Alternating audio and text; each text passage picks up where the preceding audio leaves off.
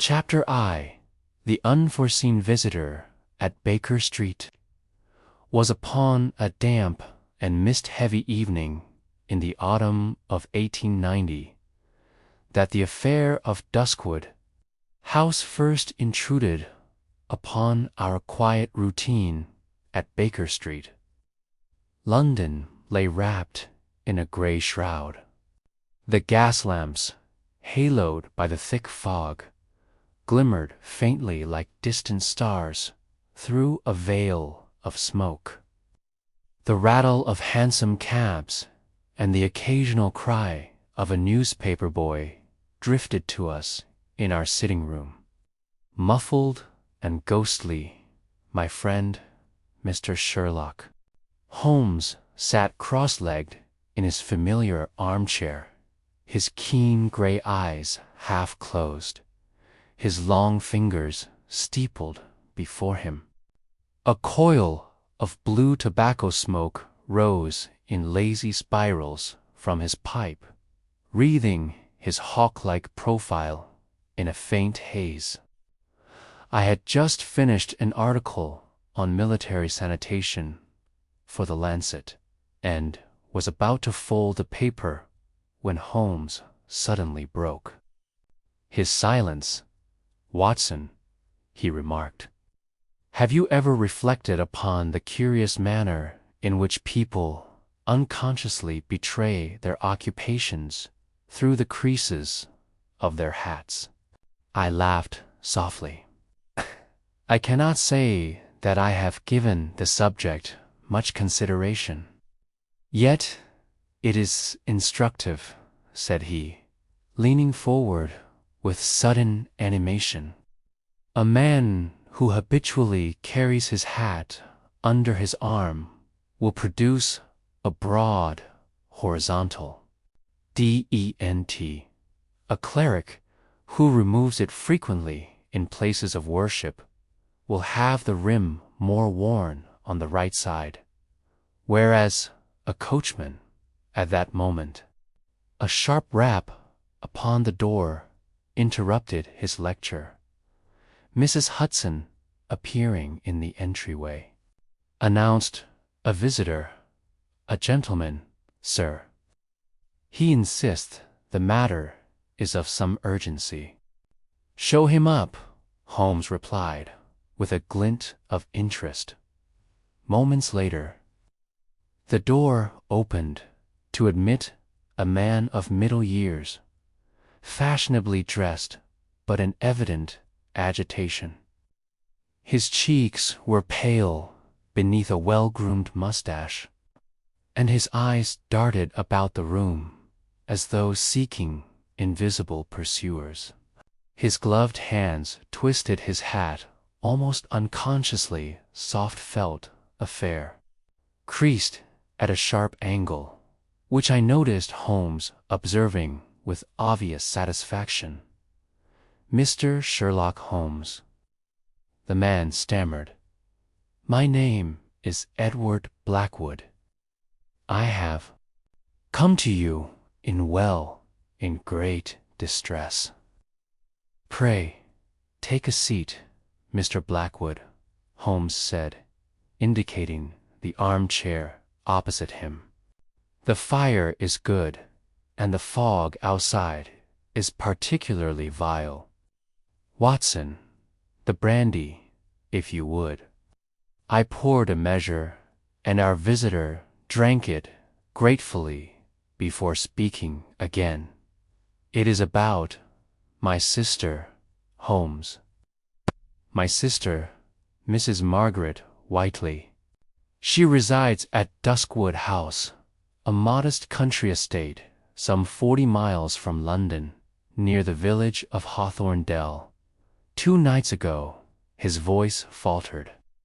"2 nights ago she was found dead in her chamber under the most baffling circumstances."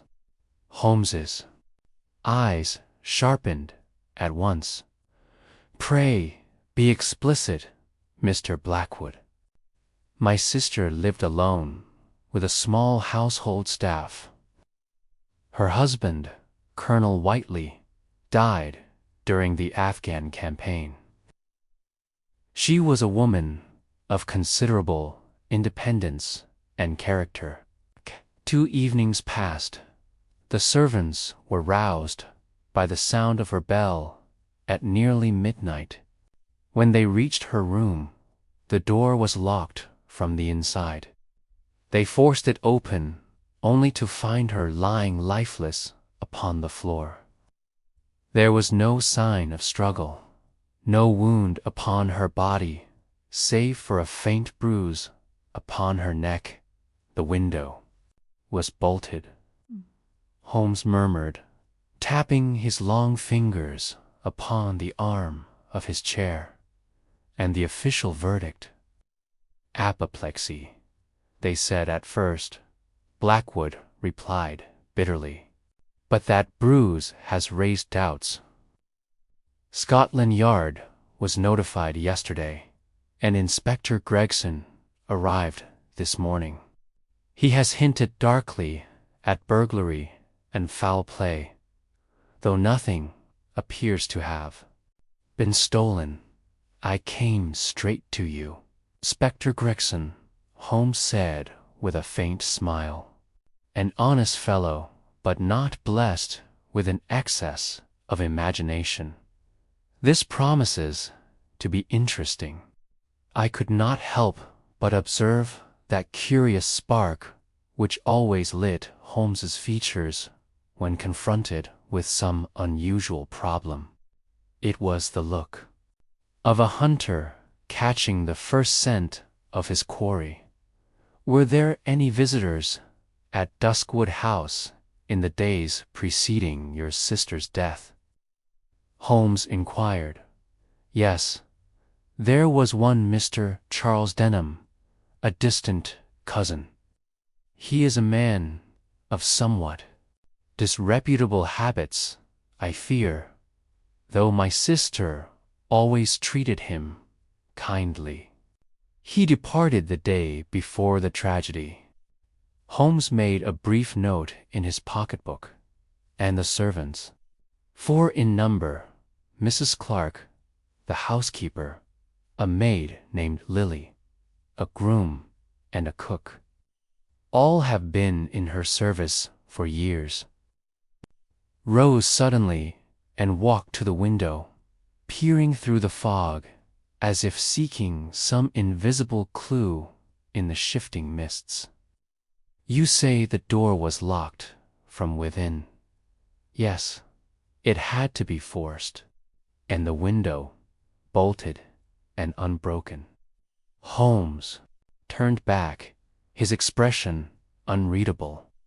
Watson has the flavor of one of those curious locked-room puzzles which so delight the idle minds of amateur novelists. Fortunately, we are not dealing in fiction. Mr. Blackwood leaned forward, desperation plain upon his features. Will you take the case, Mr. Holmes? I am willing to pay whatever fee you consider appropriate. Holmes waved the offer aside with characteristic brusqueness. My dear sir, your fee is of no consequence. What matters is the problem itself. We shall leave for Duskwood House by the morning train. Blackwood exhaled with relief. You have my gratitude. I have arranged accommodations for you both. The local constable and Inspector Gregson will be present tomorrow, should you require their assistance. When our visitor had departed, Holmes leaned back and laughed softly to himself. Watson, do you observe the irony?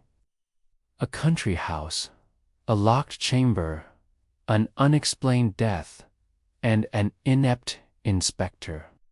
It is as though fate herself has prepared a little puzzle to occupy my idle hours. You seem unusually confident, I remarked. Not confidence, my dear fellow anticipation. His eyes gleamed. Mark my words, beneath the placid surface of Duskwood House lies something altogether singular. The bruise upon the neck, the midnight summons, the locked room, these are threads in a tapestry, which, when properly arranged, will reveal a picture both unexpected and precise. He knocked the ash from his pipe. Pack your bag, Watson. We leave at 8. As I retired to my room that night, I could not shake the peculiar unease which had crept upon me.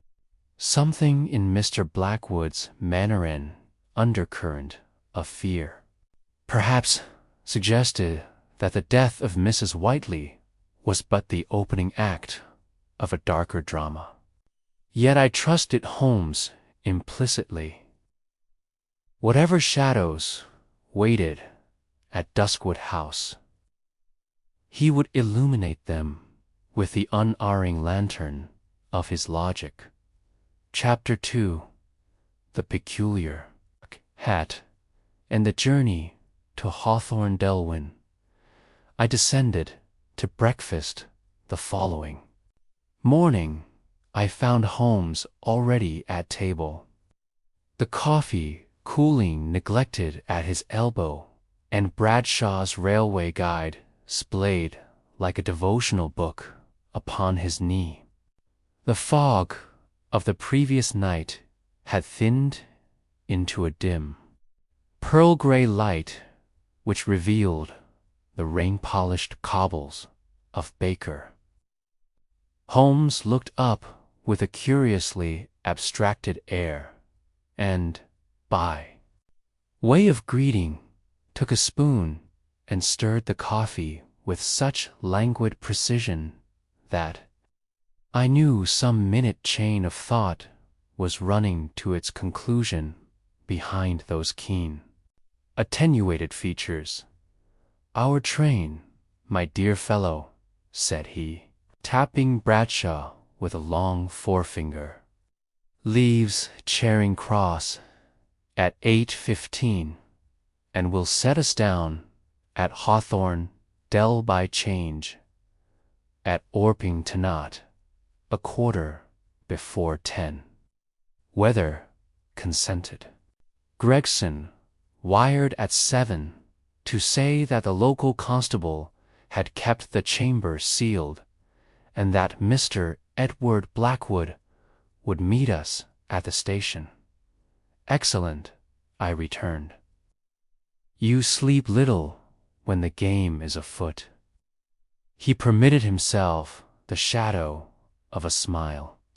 "Sleep is a chemical luxury, to be indulged only when an interesting case is unavailable." I had scarcely cut my first slice of toast when Holmes rose and reached to the mantel, where, to my surprise, the soft felt hat of Mr. Edward Blackwood lay as serenely as if it belonged among our miscellany of Persian slippers and unanswered correspondence. The gentleman, it seemed, had been too agitated to retrieve it the previous night. Holmes balanced the hat upon his palm and turned it so that the interior lining caught the morning light. "You recall, Watson," he said, "my trivial theory on the occupational creases of hats. Here is a specimen worth a chapter." "Come, then," said I, amused. "Let us have the profession, the moral character, and the family history of Mr. Edward Blackwood. Profession. Know though there is a profession's shadow." Holmes indicated the faintest smudge of violet upon the sweatband. "Aniline copying common to clerks and solicitors' offices, but also to gentlemen who handle private correspondence without the aid of staff. Observe further the rim, a sharp, regular bruise at 2 points, precisely opposite, such as would be made by a man who habitually presses his hat beneath the elbow while unfastening his gloves. That argues for a certain primness of movement, meticulous yet not idle. It tells me only that he values neatness, I ventured. Quite so. But this ribbon has been replaced within the last fortnight, continued Holmes, flicking it with his nail. See the tail of the stitch, the work of a provincial hatter. And here he angled the crown. You perceive a dusting of gray metallic grit embedded in the felt near the bow. That is not London soot. It is too granular. I should call it filings from a key machine or the residue of a locksmith's wheel. You astonish me. Are you suggesting Mr. Blackwood has been frequenting locksmiths? I suggest he has recently carried this hat through a place where keys are cut by machine, or where a gatekeeper employs such a device. The grain has not yet worked free. Lastly, he raised the hat and inhaled bergamot and bay with a trace of quinine, the signature. Hair tonic of a certain barber off Charing Cross Road, the one favored by the theatrical agents. Our client reached us last night by way of that thoroughfare, and had his hair dressed in haste.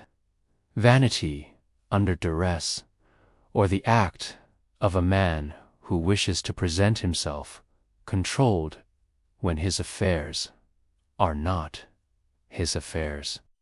I repeated. Holmes tossed the hat to me lightly. Look beneath the brim for yourself. The lining bears the faint impression of a folded paper pleated, always in the same place.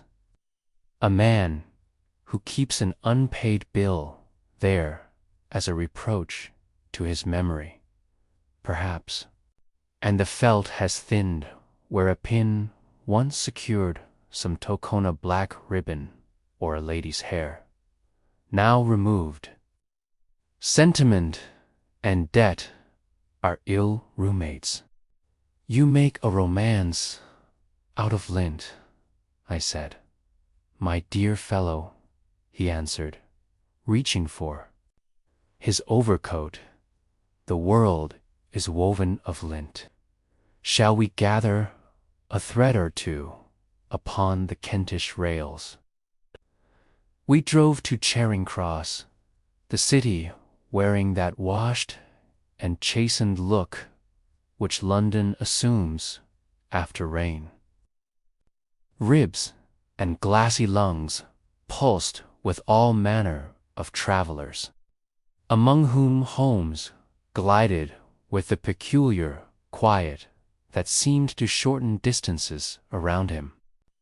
He paused only once to purchase the morning papers and a small, foxed ordnance map of the countryside about Hawthorne Delby for guiding me to a second-class compartment, where we found Mr. Blackwood already installed, pale and anxious, his eyes rimmed with the sleepless red of a man who keeps faithful vigil below a shuttered window. My hat, he began. Rising. Holmes put it into his hands with an inclination of the head which was at once courteous and mischievous. You see, Mr. Blackwood, it has already been of service to us. To you, perhaps, our client returned with a wan smile. For my part, I have found very little in any object to comfort me since that dreadful night. The whistle shrieked. The carriage jerked. London began to slide backward like a dissolving photograph. Holmes opened a paper and, after a glance, handed it to me. A small column, more than a paragraph, bore the heading "Mysterious Death in Kent." It rehearsed, with that cruel briskness peculiar to the metropolitan press, the bare facts of Mrs. F. Whiteley's demise, adding only that the deceased was a lady of means, and that Scotland Yard had sent an inspector of known competence to inquire. I saw Mr. Blackwood's mouth tighten when he noticed the word "means." "You will forgive me," Holmes said, folding the paper neatly, "for broaching a subject which often embarrasses the bereaved. But you hinted last night at your sister's independence. Was that independence of temper only, or of the purse as well?" "Both," he answered. "She inherited a tidy sum from her husband. The Colonel's effects were small, but a distant aunt left Margaret a legacy. Duskwood House is hers outright. Any pressing engagements upon that income?" Holmes's gaze was mild, but there was no mistaking the cool directness with which he pursued his quarry. "Some charitable obligations, and a modest annuity to our cousin, Mr. Denham, which my sister insisted upon, despite my protest. If this inquiry is to wander into ledgers, Mr. Holmes, I shall provide you all figures upon arrival." Holmes inclined his head. He would not be moved from his chain of questions, and yet there was never a trace of vulgarity in his persistence. He had the surgeon's steadiness when dealing with nerves that others dared not touch. "Before we come to ledgers," he resumed, "let us grasp the furniture of that fatal chamber in our minds. The bell rope, how placed; the bed how arranged; the window and its bolt what manner." Mr. Blackwood, in halting sentences, supplied the details as he best recalled them. An ample bed with its head against the east wall, a bedside table with a small shaded lamp, a writing desk beneath the window, and the bell rope to the left of the door. The door itself locked with a simple mortice key kept by his sister upon a ribbon about her neck. The window, being low and old, had an interior bolt and a catch, both undisturbed when the servants forced entry, and the bruise, Mr. Blackwood, the faint mark upon the neck. On the right side, just below the jaw, he said, his voice trembling, as though a thumb had pressed there, but there were no other marks. Holmes stared out at the flat green Hampshire meadows rushing past. His eyes were remote. "Thumb," he repeated, "is an eloquent witness when the rest are silent." We changed at Orpington, and the country began to fold into hills and hedgerows of a darker cast. A fine mist drifted over the fields, and the tree oaks and yews stood like black sentinels along the lanes.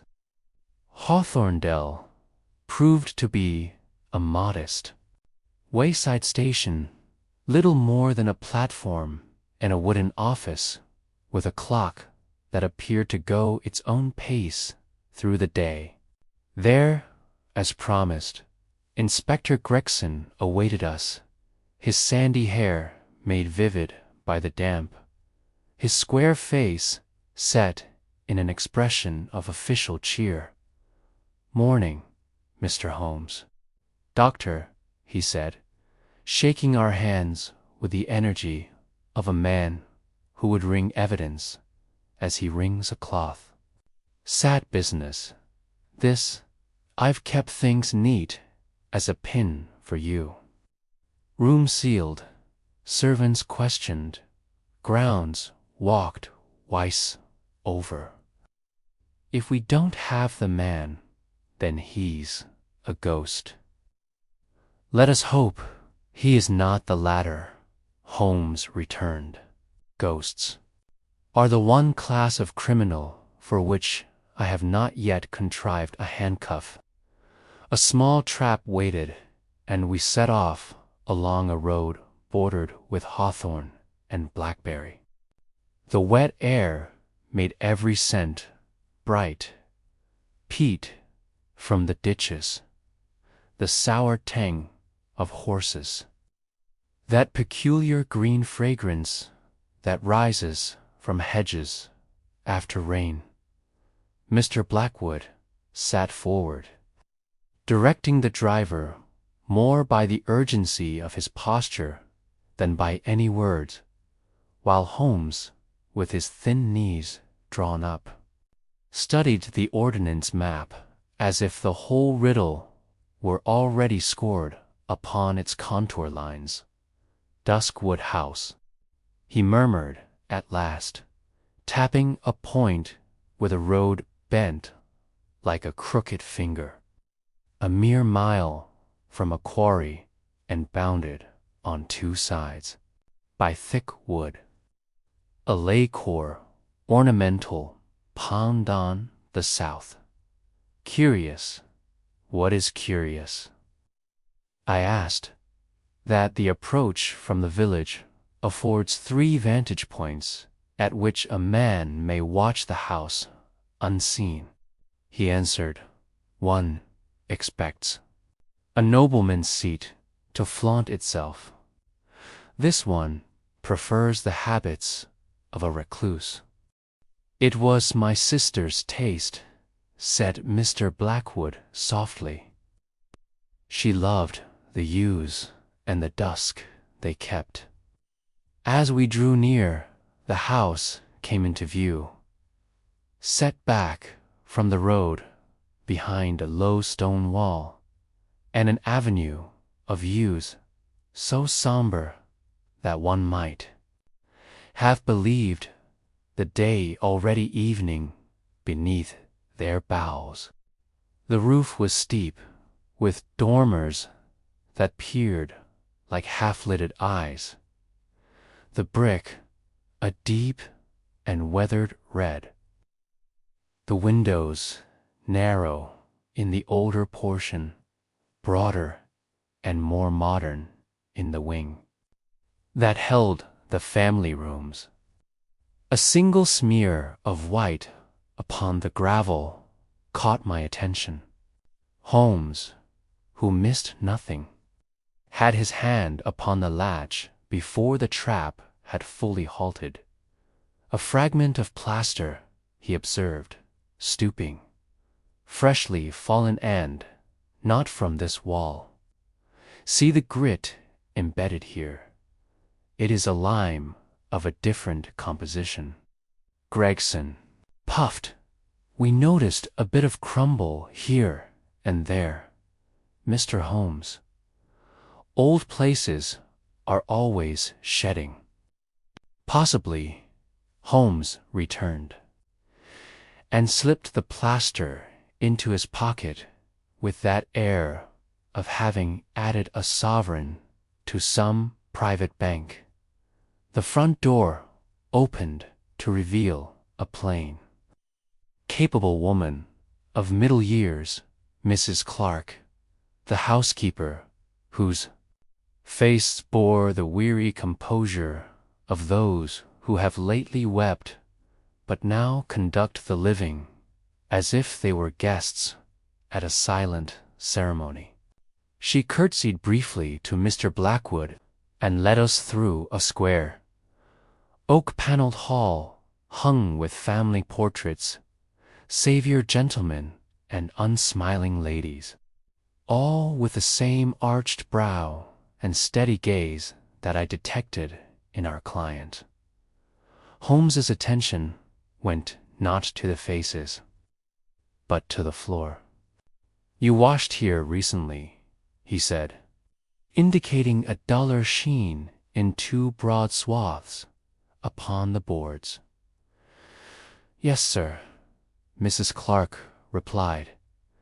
"The gentleman's boot, there was a deal of mud." "From the yard?" Holmes asked. "From the road, sir. The constable and all."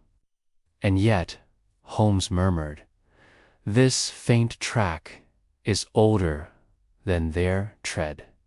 He pointed to a line of very small, nearly imperceptible marks that ran from the front threshold toward the corridor, leading to the family rooms, a chain of ellipses like the dots of an inked quill. "I should be glad of a lantern in due course." "Everything is ready, Mr. Holmes," Gregson interposed. "But you'll find the family chamber locked as requested." "No one's been allowed to tamper." "Excellent," said Holmes. "We shall view the exterior first. But before we begin the more formal inspection, Mr. Blackwood, a word. You mentioned a cousin, Mr. Charles Denham. Was he a frequent guest?" "A frequent petitioner, rather," Blackwood returned, color mounting in his cheeks. "He came when his funds ran low. My sister, God rest her, had a tenderness for family." Holmes nodded as if ticking an item from a mental list. "And does Mr. Denham favor any particular tradesman in the village?" Mrs. Clark answered before our client could speak. "He's partial to the bell and whistle, sir. A public house, keep company with the ostlers and the like."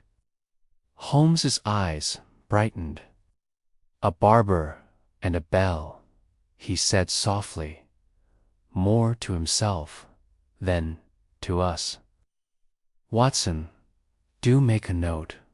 The bell and a whistle, and a plaster too proud of the local. Lime to belong to this wall." If this seemed to me a confusion of trivialities, I had long since learned to hold my tongue. Holmes's mind collected such fragments as a lens collects rays, and I knew that soon enough some spark would pass through and ignite the tinder of certainty. We went out again by a side door into a narrow yard, where the kitchen windows opened upon a flagged walk, and a scullery drain chatted with the thin, melancholy note of running water. Beyond lay the garden's box-edged beds, and a dark oval of water, which reflecteth low sky like a tarnished mirror. Holmes stood, hands clasped behind him, and breathed in as a hound might taste the air at a covert. "Do you smell it, Watson?" he asked. "The wet earth, The coal smoke from the village, the yew, I ventured, and something more elusive. A ghost of bitter almond, but too faint, too uncertain to put one's life upon. It may be nothing but a trick of association. He moved to the lake's verge, where the rushes pressed their green points through the rim of mud. Kneeling, he lifted a flattened triangle of reed and frowned. Broken from within the bed, not trodden down from without. Yet the margin shows no recent footfall. Curious. Gregson shifted impatiently. Will you not see the room, Mr. Holmes? In good time, Holmes replied. We approach a locked chamber best by the open air. He straightened, his expression once more unreadable. The house, with its shaded windows and patient brick, watched us as if reluctant to confess the history it held. Somewhere within, a clock struck the quarter, and the sound ran through the corridors like a whispered admonition. Come, then, Holmes said at last. Let us bring the lantern to that corridor and follow those small marks which Mrs. Clark's scrubbing could not persuade to vanish. The dead are no longer at liberty to move. Therefore, the living must have done the moving for them, with them. Between those two lies the difference between tragedy and design. He looked at me with a light, almost sardonic gleam. The familiar signal that our descent into the puzzle's labyrinth had begun. And Watson, he added, if you should recall, as we go, the precise sensation of a thumb pressed beneath the right jaw, do keep it under your hat. There is nothing more fatal to clear seeing than a man's comfort in a single explanation. With that, we turned, and Duskwood House, its hues whispering like confederates, received us into its cool, shadowed throat. Chapter 3. The Chamber. Behind the oak door, the corridor that led to Mrs. Whiteley's chamber was narrow and dim. Pattern had lost much of its original richness. A faint chill hung in the air, as though the place had absorbed the memory of that fatal night and now exhaled it perpetually. Mrs. Clark, the housekeeper, walked ahead of us, her keys jangling softly. Gregson followed, his heavy boots striking a solid rhythm upon the boards, while Holmes brought up the rear, his head bent forward in that curious, bird-like manner he assumed when stalking evidence invisible to others. The oak door at the end of the corridor bore the weight of centuries. Its dark surface was polished by time and touch, and the keyhole gleamed faintly in the lantern light. The red wax seal, affixed by the local constable, still clung across the latch. Unbroken, no one has entered since the night of the tragedy, Gregson declared, producing a small penknife. With a quick motion, he severed the wax. The sound was indecently loud in that hushed passage. Holmes raised the lantern Mrs. Clark had provided.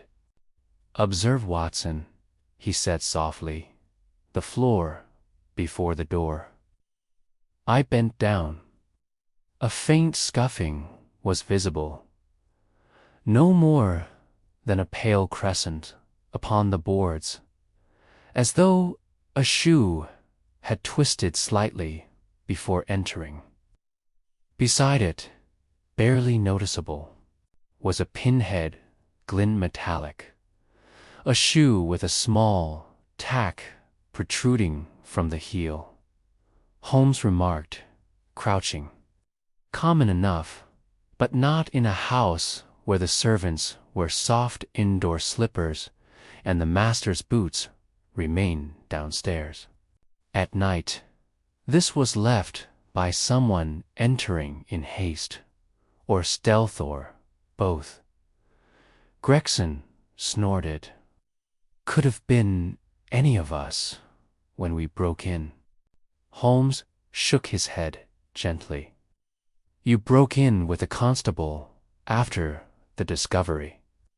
These marks are older, for the dust has settled over them. They belong to the night itself. He stood and turned the key, which Mrs. Clark retrieved from a ribbon around her neck. With a creak that seemed almost reluctant, the door swung inward. The room was spacious, but simply furnished. A fire had once burned low in the grate, but was now long dead, leaving behind a faint cold ash that carried a subtle scent of lavender and smoke. Heavy curtains framed the single window, which overlooked the gardens. A writing desk stood beneath it, its surface neatly arranged, an inkstand, a few letters, a porcelain lamp. To the right stood the great bed, its carved posts rising like silent sentinels.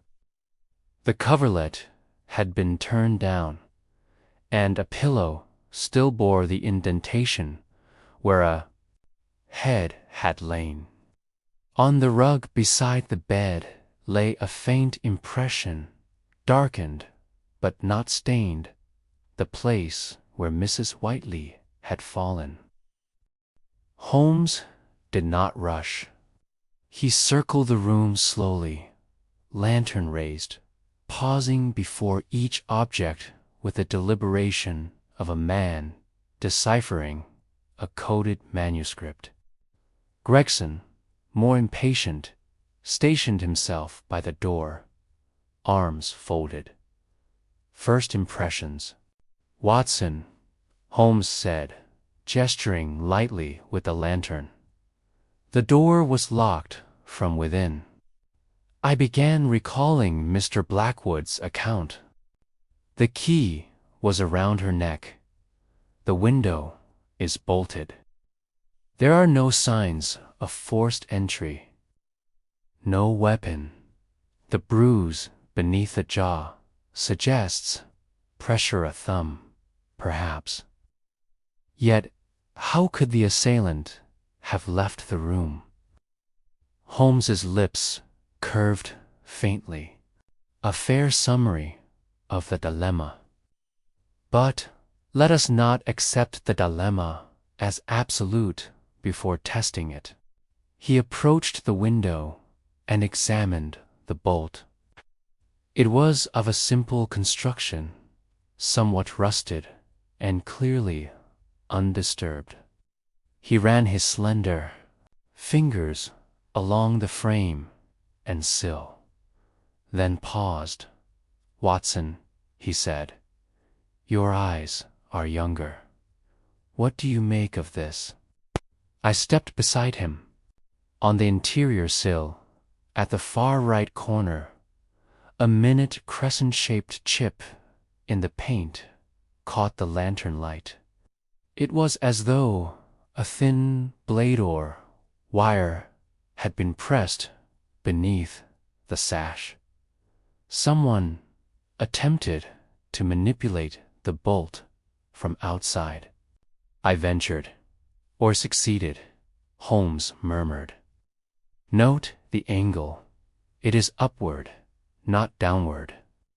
A thin instrument, perhaps piano wire, perhaps a smith's probe inserted here, could lift the bolt. But the difficulty lies in withdrawing it without leaving a greater trace. This mark is delicate, deliberate. Gregson frowned. But the ground outside is soft. No ladder was found, no prints in the mud. Holmes did not answer. He merely opened the window and leaned out, scanning the wall and the dark garden below. A few moments later, he shut it again with care and returned to the bed. It was there, standing over the place where Mrs. Whiteley's body had fallen, that I saw the change come over him. His eyes narrowed, his nostrils flared slightly. He dropped to one knee and held the lantern close to the rug. There, nearly invisible against the faded pattern, were 3 tiny white flecks. "Plaster," he whispered, from the wall. I asked, remembering the fragment he had found by the drive. "Perhaps," said Holmes. "But which wall? And how did it come to rest here, by the bed?" He rose and examined the ceiling. It was smooth plaster, painted a pale cream.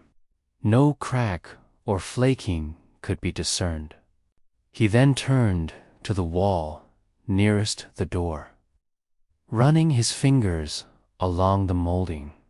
"There," he said suddenly. I followed his gaze. A hairline crack ran down one panel near the floor, so faint that it would have been missed by any but the most obsessive eye. Holmes pressed it gently. It gave the barest tremor. "A concealed space," he muttered, "or at least a cavity." The plaster dust fell when this was disturbed. Gregson came forward, his skepticism beginning to falter. "You think someone hid in there?" "I think," Holmes replied, "that this house is older than its furniture and has secrets that outlive its inhabitants." He then turned his attention to the bedside table. Upon it lay a small buka devotional text, I noted, bound in blue cloth. Between its pages was a sprig of pressed heather. Holmes examined it, but returned it without comment. Next, he examined the bell rope. It hung to the left of the door, its tassel brushing the wainscoting. Holmes gave it a light tug. The bell jangled. Faintly, somewhere below, "Mrs. Clark," he called. "When this rope was pulled on the night of the tragedy, who answered?" "I did, sir," she replied from the doorway, hands clasped tightly. "I came up at once with Lily, but the door was locked. She did not answer when I called, and the bell did it sound like this." Mrs. Clark hesitated. "No, sir." It rang twice, quick and sharp, almost frantic. Holmes nodded thoughtfully. Not a casual pull, then, but one of alarm. Turned back to the rug. "Watson," he said, in a lower tone. Consider this sequence. She is in bed. Something alarms her.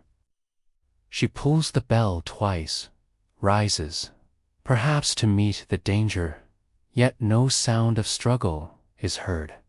She falls here. No one leaves by the door. The window is found bolted. What remains? An unseen intruder is already in the room, I said, slowly. Precisely, he answered. The plaster dust, the faint cavity, the hurried mark before the door, they begin to form the edges of a picture. But the center is missing. He suddenly crossed to the writing desk and began to examine the papers laid there. A few bills, some personal letters, nothing remarkable. Yet one envelope, addressed to Mrs. Whiteley in an elegant but unfamiliar hand, caught his attention. He slit it open. It was empty. Double quotes, Mrs. Clark, he asked sharply. Who took this letter? No one, sir, she said, alarmed. It was there when the constable sealed the room. Holmes held the envelope up to the lantern. A faint rectangular outline could be seen upon the paper, as though a folded note had once been inside. Watson, he said, his voice quiet but alive with that particular electricity I had come to know well. We are missing not only the center of the picture but the message that would describe it. He slipped the envelope into his pocket. Gregson, see that no one enters this room without my express permission. Mr. Blackwood must be informed that his sister received a letter shortly before her death, and that its contents or absence may be the key to everything. Gregson nodded, looking uncharacteristically grave. Holmes extinguished the lantern and stood for a moment in the half-light. The room seemed to draw its shadows closer, as if resenting our intrusion. Watson, he said, at last, the locked door is no longer a riddle. It is a stage. And somewhere, among plaster dust and heather sprigs, the murderer has left his opening cue. We left the room in silence, the great oak door closing behind us like the curtain upon the first act of some grim drama. Chapter 4. A cousin's shadow. The shadows had lengthened by the time we returned to the drawing-room, where a modest fire flickered beneath a marble mantelpiece. The yews outside pressed against the windows like a black tide, and a fine rain had begun to patter upon the panes. A servant brought in a tray with tea and cold meat, though Mr. Blackwood touched nothing, and Holmes merely paced the room with his long fingers clasped behind his back, his gaze darting occasionally to the window, as though measuring some invisible geometry upon the darkened grounds. Inspector Gregson had taken up a position by the hearth, his broad hands planted on his hips. I'll tell you plainly, Mr. Holmes, he said, this business doesn't smell of any foreign intrigue or ghostly hand. There's a simple explanation, and I believe we've nearly got it. Holmes glanced at him with faint amusement. deed. Inspector, do enlighten us. Gregson cleared his throat. Mr. Charles Denham, the cousin. You heard Mr. Blackwood yourself.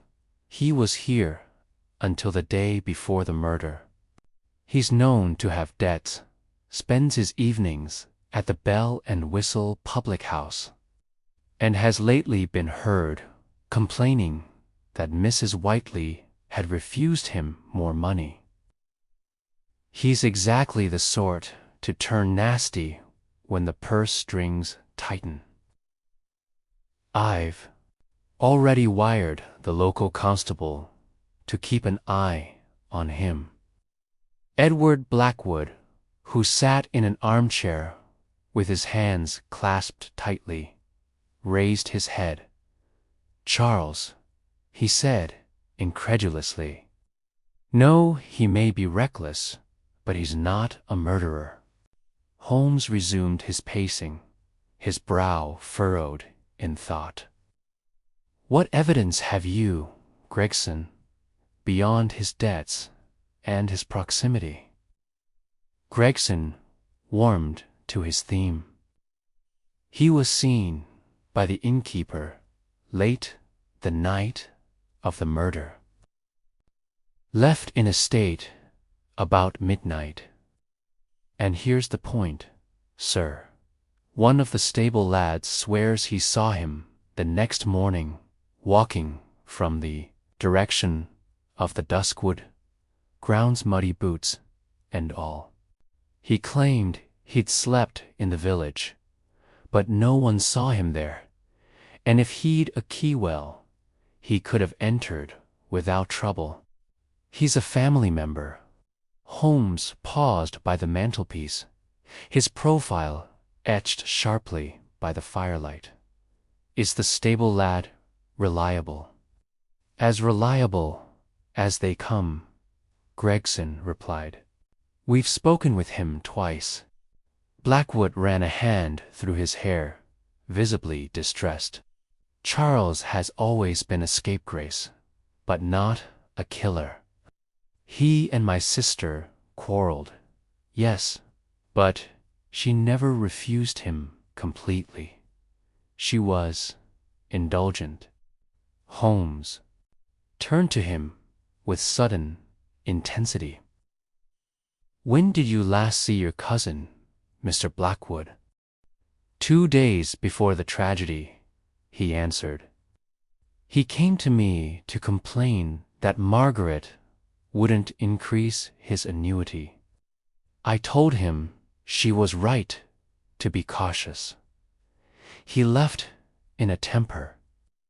And his relationship with the servants. Mrs. Clark tolerates him, though she disapproves. The others, well, Lily the maid seems rather fond of him. He's a charming scoundrel when he wishes to be. Holmes's eyes brightened almost imperceptibly. Ah, Lily, useful. Before I could inquire further, a knock came at the door. Mrs. Clark entered, her hands folded tightly in front of her. Begging your pardon, sir, she said to Blackwood, but Mr. Denham has arrived at the house. He said he heard of the tragedy from the village and wished to pay his respects. Gregson let out a short laugh. Speak of the devil. Gaze sharpened. Show him in. Moment later. Charles Denham entered, a man of 35, with handsome but dissipated features, an easy smile, and the faintest air of insolence about him. His dark hair was swept back, his clothes fashionable, though a trifle shabby at the edges. There was something of the stage actor in his manner, as if he lived always half a step away from theatricality. My dear Edward, he exclaimed, striding forward. What a horror! I came as soon as I heard. Poor Margaret, what a blow! Blackwood rose, his face pale. Charles, this is Mr. Sherlock Holmes and Dr. Watson and Inspector Gregson of Scotland Yard. Denham turned to Holmes with a half-bow that bordered on flippant. The famous detective. Then the matter will be cleared up in no time, I trust. Holmes inclined his head slightly. That depends upon the nature of the matter, Mr. Denham. Pray, where were you on the night of the tragedy? The question struck him like a sudden drought. Where was I? At the Bell and Whistle until midnight. Then at the village inn. Gregson stepped forward. No one at the inn remembers seeing you after 11. Denham's eyes narrowed. Then they weren't. Looking, I was there. Holmes observed him with a gaze that seemed to peel back his composure layer by layer. And your boots the following morning, were they muddy? They may have been, Denham said lightly. It rained that night. I walked through the lanes. You walked near the Duskwood grounds, Gregson interjected. The stable lad saw you. Denham's easy manner faltered for a fraction of a second, then returned with forced brightness. The stable lad. Excellent. Next you'll accuse the milkmaid. I walked where I pleased. The countryside is not forbidden to me. Holmes folded his arms, his eyes narrowing. Mr. Denham, did you possess a key to this house? Denham hesitated just perceptibly. Margaret gave it to me 1 year ago. I rarely use it. And where is it now? I lost it. Months ago. Holmes's voice was smooth as silk. How inconvenient. Gregson pounced. You see, Mr. Holmes, he had means, opportunity, and motive. Denham rounded on the inspector. Motive, you dare suggest? Holmes raised a hand. Enough. Shouting illuminates nothing. Stepped closer to Denham. Tell me, Mr. Denham, do you frequent the locksmith near the quarry road? Denham blinked. I had a key cut there last year. Why? Holmes's expression did not change. No reason, merely noting your habits. For a moment, silence hung heavy. The rain rattled softly against the windows. Denham shifted uneasily under Holmes's steady gaze. Mr. Denham, Holmes said at last, it would be wise for you to remain close to the house for the time being. Inspector Gregson will wish to speak further with you. Gregson gave a satisfied grunt. Don't try to slip away, sir. The constable has his eye on you. Denham's jaw tightened. Done nothing wrong. Then you have nothing to fear. Holmes replied mildly. After Denham had been shown to a guest room, Gregson turned to Holmes triumphantly. There you have it, sir. A quarrel, a key, a suspicious alibi, and a man seen near the scene. I'll Wager he'll break before the week is out. Holmes looked at the fire without replying. The light caught the sharp planes of his face, rendering it almost mask-like Dot. At length, he said, quietly, "Gregson, you are pursuing the obvious path with commendable energy. But have you considered that the obvious path is precisely where a clever criminal would wish to lead you?" Gregson frowned. "You don't believe it's him?" Holmes smiled thinly. "I believe, Inspector. That belief is the enemy of observation.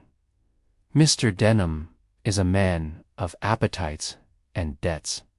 Yes, but, perhaps, not of nerve. We shall see." He turned to me suddenly. "Watson, fetch your coat. We are going for a walk in this rain." I protested. "In this rain," he repeated, with that finality which brooked no argument. Outside, beneath the dripping yews, the world seemed muffled and secretive. Holmes strode down the gravel path toward the gardens with brisk determination. The rain had softened the earth, and his keen eyes scanned every inch of it. "Watson," he said, "Denham's guilt would be convenient, but convenience is the least reliable of guides. I smelled bitter almonds by the lake. I found plaster beneath the bed. And now I have a cousin whose alibi is full of holes, but whose eyes held something closer to fear than guilt. I suspect we are being invited to look at him rather than through him." He paused by the lake, where the rushes swayed gently in the damp air. "There is a current beneath this calm, my dear fellow," he murmured, "and it runs deeper than Charles Denham's debt." Chapter 5. The Hidden Clue. The rain eased by morning, leaving the grounds of Duskwood House swathed in mist. It clung to the eaves in beaded threads and lay low upon the lake like a pale veil, obscuring Theffer Bank. Holmes had been up before dawn. I found him in the corridor outside Mrs. Whiteley's chamber, lantern in hand. His lean figure outlined against the oak paneling like some monastic scholar poring over ancient texts. "You rise early," I remarked. Suppressing a yawn, he glanced up, his eyes alight with that peculiar intensity that always preceded discovery. "The world is more generous with its secrets, Watson, before men are awake to trample them. Cumir boots will serve you better than your breakfast."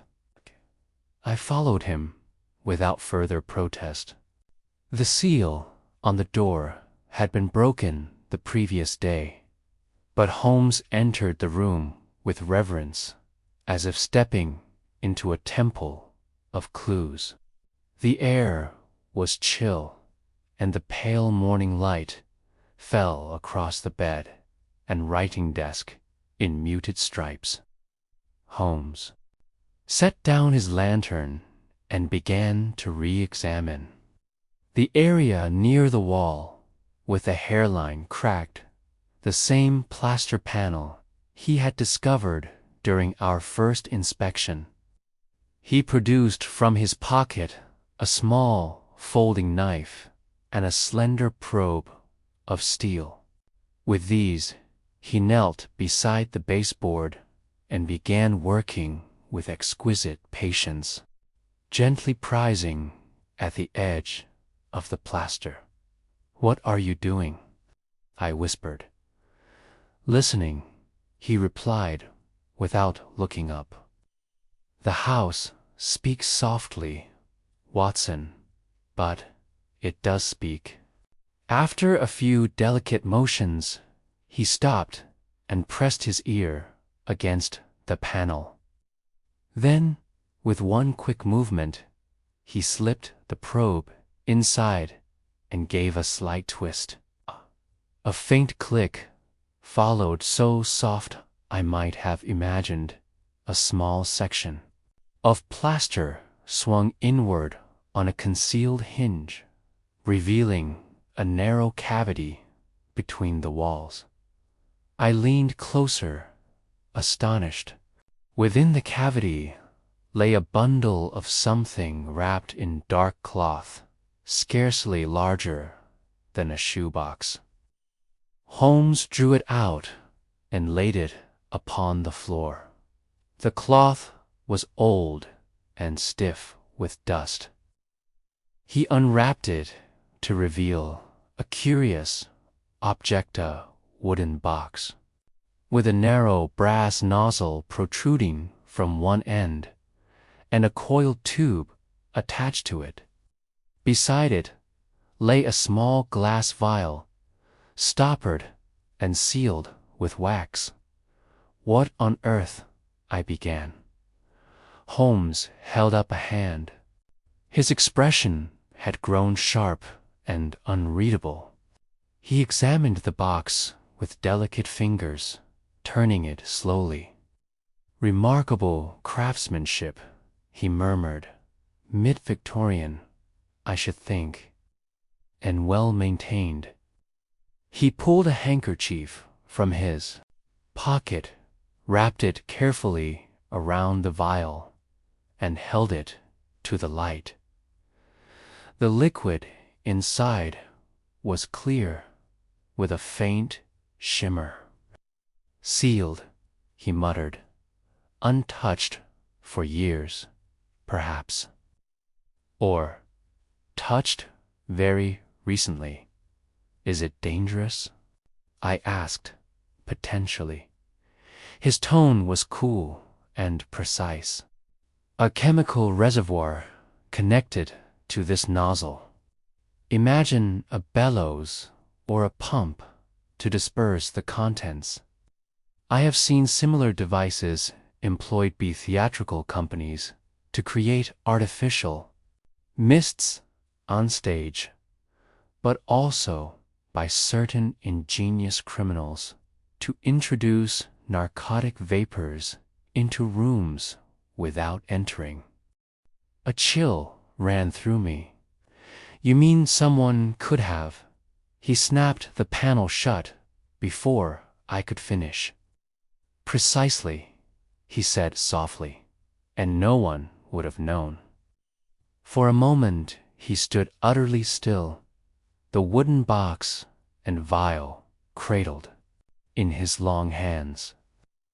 Then, with a swiftness that startled me, he wrapped the objects again in the cloth and tucked them inside his coat.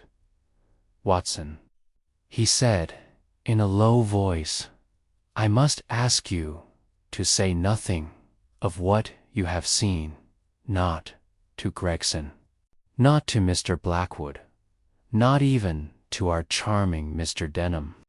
I blinked. "Nothing." "But Holmes, not a word," he repeated firmly. "The success of this investigation may depend upon the ignorance of others. This is a thread I intend to pull alone for the moment." There was something in his tone that silenced further protest. I had seen Holmes in many moods, languid, cutting, but this was different. A quiet, controlled urgency that always heralded some pivotal discovery. He straightened and surveyed the room once more, his eyes moving from window bolt to bell rope to writing desk. He seemed to catalogue each object afresh, as though the hidden panel had cast the entire scene in a new light. Suddenly, he crossed to the writing desk and drew out the empty envelope we had discovered the previous day. He turned it over in his hands, then held it to the lantern flame until the faint rectangular outline of the missing letter appeared once more. "Watson," he said softly, "observe this indentation." I peered closer. On the back of the envelope, barely perceptible, were the faint pressure marks of handwriting left by a pen upon the letter that had once been inside.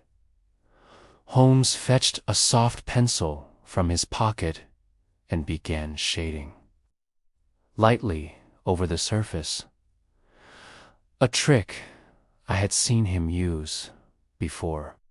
Slowly, ghostly lines emerged, fragments of words. "Tonight, at the lake, bring the key, alone." The rest was too faint to decipher. Holmes's expression hardened, his brows knitting together. "Lies the missing letter, or at least its shadow. A meeting at the lake, a key, and secrecy. But with whom?" I asked. "That," he replied, folding the envelope carefully, "is the question that will unravel everything." He tucked the envelope away and moved briskly toward the door. "We must not linger. Gregson will soon arrive with his morning theories, and I prefer to keep mine to myself for now." "Holmes," I said, unable to suppress my curiosity, "what do you make of the device in the wall?" Was it used too? But he cut me off with a glance sharp, almost dangerous. "Watson, you know I value your companionship more than any man's, but there are moments when even you must be kept in partial darkness. Trust me a little longer." I fell silent. There was no mistaking the gravity in his voice as we left the chamber and descended the stairs. We met Inspector Gregson entering from the hall, looking pleased with himself. "Good morning, Mr. Holmes," he said. "I've just had word from the constable.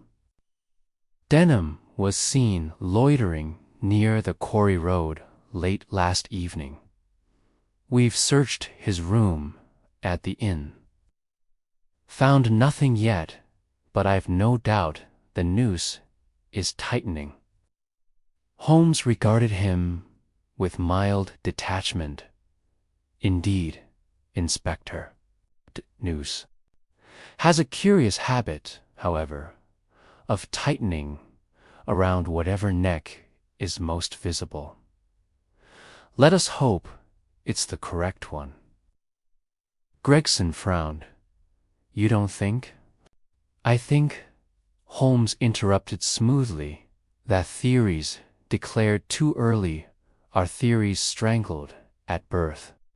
Now, if you'll excuse me, Watson and I have a brief errand in the village." I followed him out into the misty morning, his strides long and urgent. He said nothing as we passed through the gates and down the lane, his hands thrust into his coat pockets, his head lowered. I knew better than to disturb him when he was thus engaged. The cogs of his formidable mind were turning rapidly, and I could almost hear their click beneath the damp hush of the HEDGEROWS.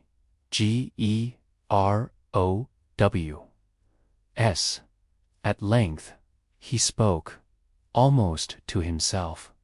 A letter, a key, a midnight meeting by the lake, and a device forgotten or deliberately left inside the wall. There is a mind at work here, Watson, a patient, calculating mind, and Denham. I asked. Denham is a storm in a teacup, Holmes said curtly. He rages loudly to distract. But the true storm is silent.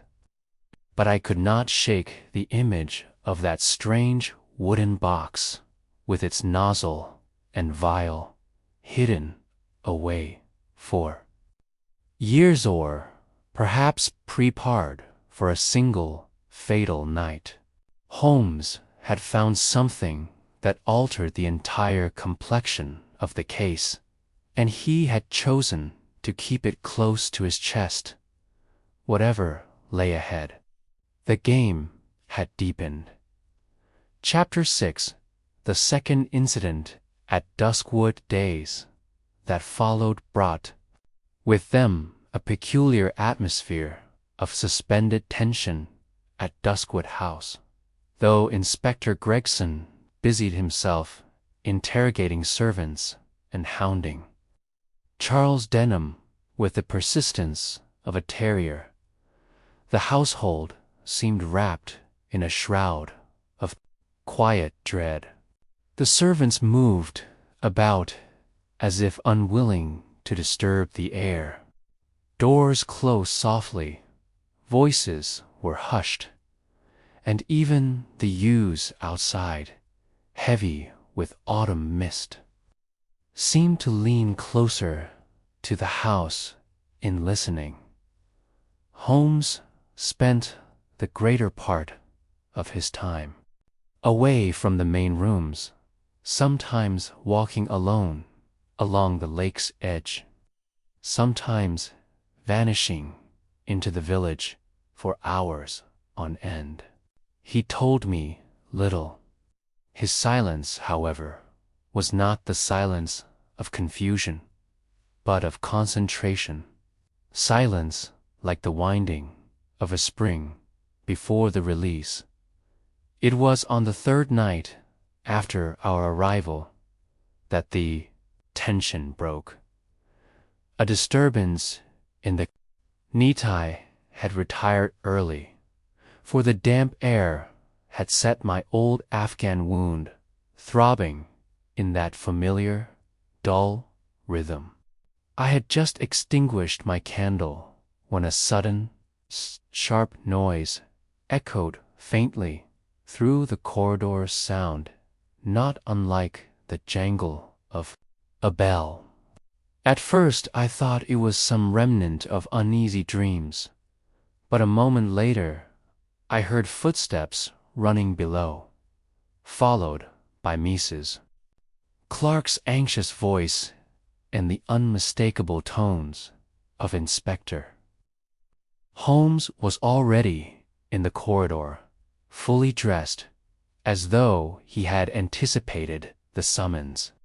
His eyes were alive with a strange, fierce light. "Watson," he said briefly, "bring your revolver." "What is it?" I asked. "Something has moved at last," he replied. We followed the commotion toward the rear of the house. Mrs. Clark stood at the kitchen door, pale and trembling, a lantern in her shaking hand. "The pantry," she cried. "There was someone inside, I swear." I heard the latch turn and the bell ring for the night staff. When I came down, the door was ajar, and the window was open. Gregson was already in the pantry, his bull-like frame filling the narrow space. "No one here now," he growled, "but someone's been through this place. Look at the shelves." Holmes brushed past him, examining the small casement window.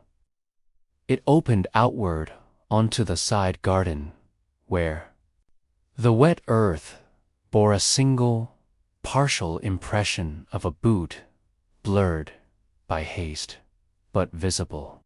He leaned out, his lantern's beam slicing through the mist. "The catch has been forced," he murmured. "A deft hand, not a servant's."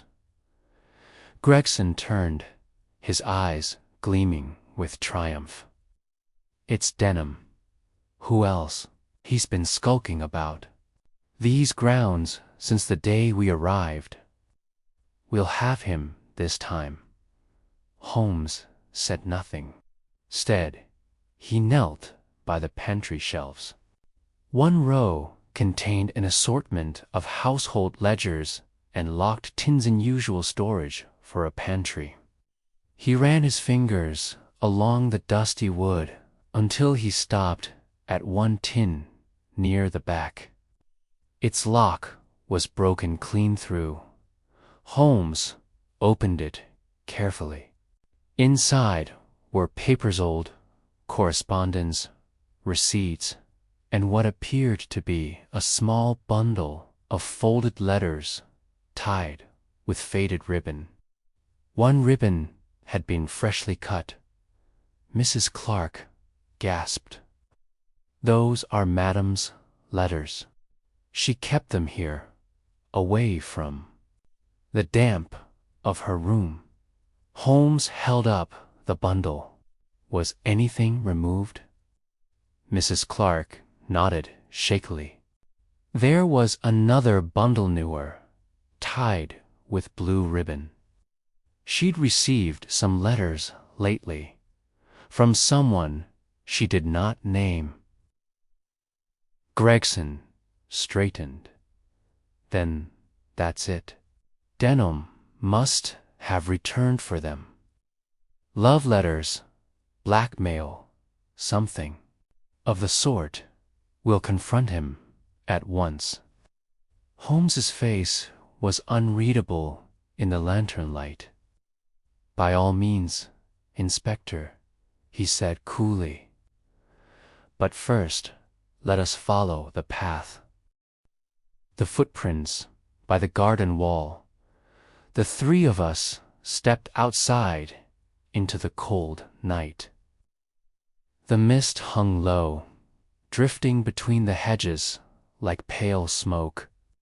Holmes moved ahead of us like a greyhound, following a scent. He examined the partial footprint beneath the pantry window, then began to follow a faint trail along the garden path toward the yew-lined avenue. The rain's soft earth preserved occasional impressions, regular, but leading unmistakably away from the house. "They lead to the wall," Holmes murmured. The wall at the far end of the garden was low, no more than 5 feet end. Beyond it lay a narrow lane that curved toward the village road. The trail ended at a patch of churned earth beside the wall, as though the intruder had paused there briefly before disappearing into the mist. "Over and away," Gregson declared. "We'll have every man in the village out searching before dawn." Holmes crouched at the base of the wall, holding the lantern low. After a moment, he plucked something from the wet earth, a small scrap of fabric, torn and mud-stained. He held it up wordlessly. It was a piece of blue ribbon. Mrs. Clark, who had followed timidly, gasped. The letters. Holmes slipped the ribbon into his pocket. Indeed, the intruder found what he sought. Gregson puffed with satisfaction. It's Denham, sure as daylight. Who else would risk coming back for those letters? I'll have him arrested before morning. Holmes stood slowly, his gaze fixed upon the lane beyond the wall. "Inspector," he said, in that quiet tone that always commanded attention, "do you observe anything curious about these footprints?" Gregson frowned. "They're muddy." "What of it?" "They are incomplete," Holmes replied. "Impression bears the heel sharply, but the toes scarcely touch. A man walking thus is moving quickly but on his toes, like one who wishes to make less noise. And notice here," he pointed to a deeper impression near the wall. "Mark is unusually narrow, almost pointed. Not the broad heel of Denham's fashionable boots, but something else, something more utilitarian." Gregson scowled. "It proves nothing." "It proves," Holmes said mildly, "that the man who fled over this wall is not wearing Denham's boots." Interrogation at midnight. Despite Holmes's observation, Gregson wasted no time. Denham was hauled from his guest room within the hour, protesting bitterly. He was brought to the drawing room, where Holmes, Gregson, Blackwood, and I had gathered. "I've done nothing," he exclaimed, his handsome features twisted with fear and indignation. "Dragged from my bed like a criminal. It's an outrage." Gregson leaned over him like a judge. "Outrage, is it? What were you doing near the pantry tonight?"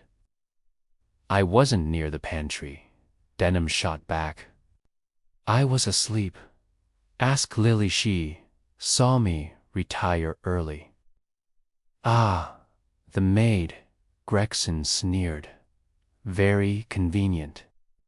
Holmes sat apart from the fray, in his armchair, fingers steepled, his eyes half closed. He watched Denham closely, not with the blunt suspicion of Gregson, but with the precision of a surgeon probing for pain. "Mr. Denham," he said suddenly, his voice soft but cutting through the din like a blade, "do you recognize this?" He held up the scrap of blue ribbon. Denham's eyes widened. "That was among Margaret's letters. I saw them once, months ago."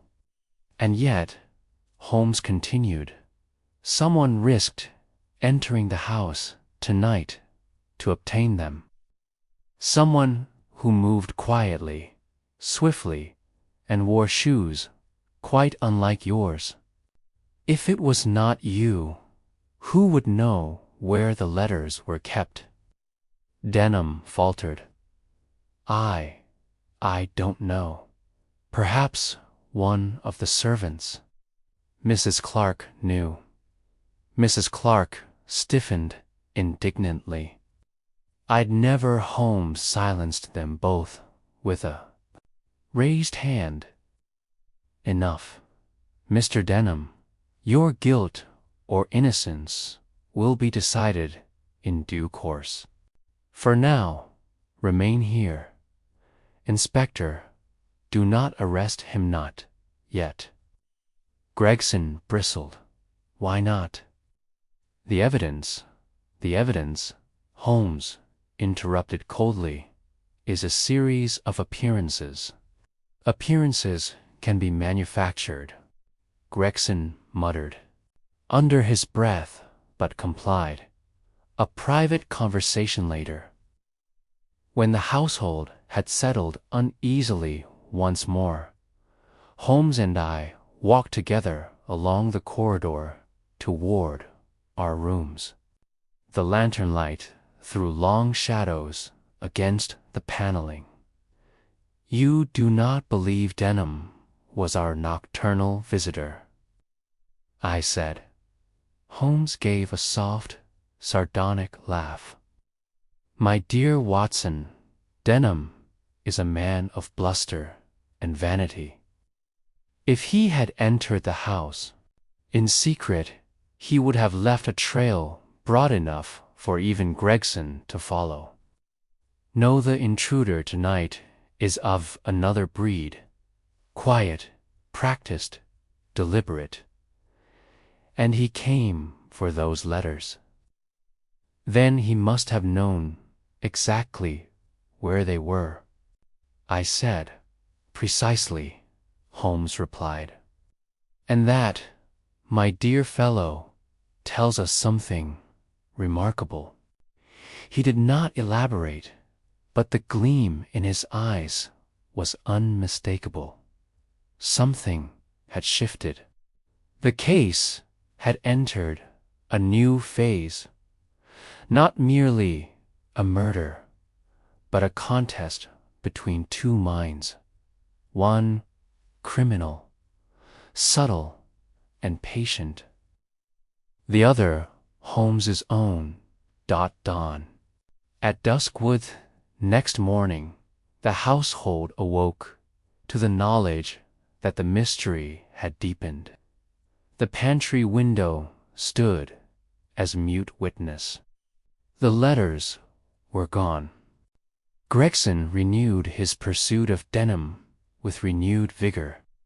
But Holmes spent the morning walking alone along the garden wall and the lane beyond.